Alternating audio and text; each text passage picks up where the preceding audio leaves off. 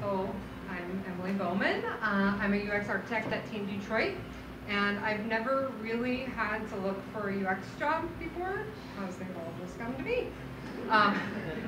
You might be thinking that's because I'm one of those mythical UX unicorns who can do all of the things, or I went to like top tier university, or I'm just like super genius designer.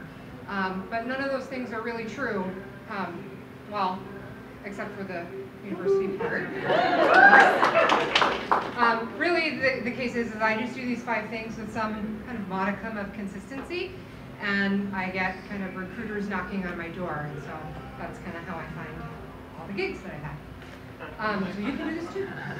First one's pretty easy, and that because you're already doing it, and that's come to shit like this.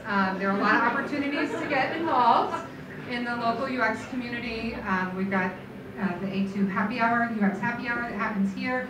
We've got the Detroit UX Meetup that's hosting World Usability Day. We've got local CHI chapters and UXPA chapters. So there's lots of opportunities and lots of events that happen. They're well worth your time. 9 times out of 10, you're going to learn something by attending. And at least half the time there is booze involved. So it's not going to be a waste of your time, in my personal opinion. So when you do, show up to these events and do what people do, and that is make friends with folks. And I know sometimes this can kind of seem scary or hard. I'm an introvert myself, but we're very lucky in the sense that UX folks are some of kind of the most fun, smart, creative, inquisitive kinds of people. Oh, that's fun. That there are, so it's really easy to talk to people that you don't already know and buddy up.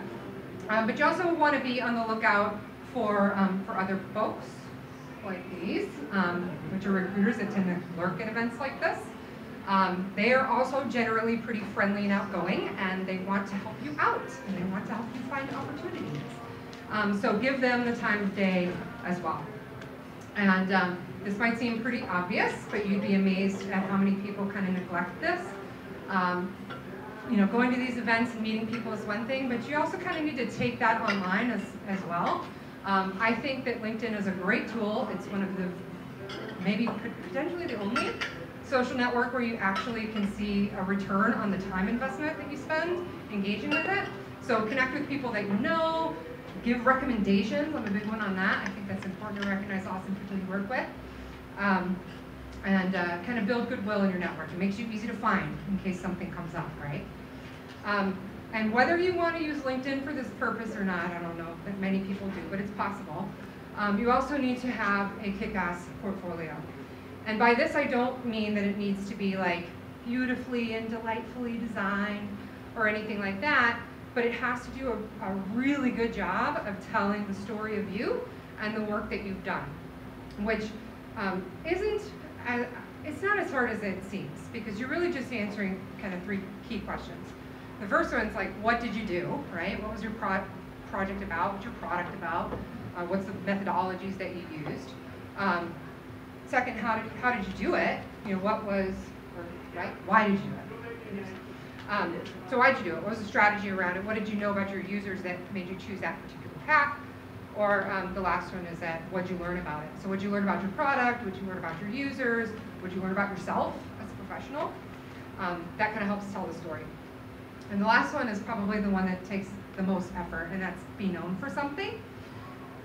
You don't necessarily have to be the next Peter Morville, or, which is the IA version of Ryan Gosling in my opinion.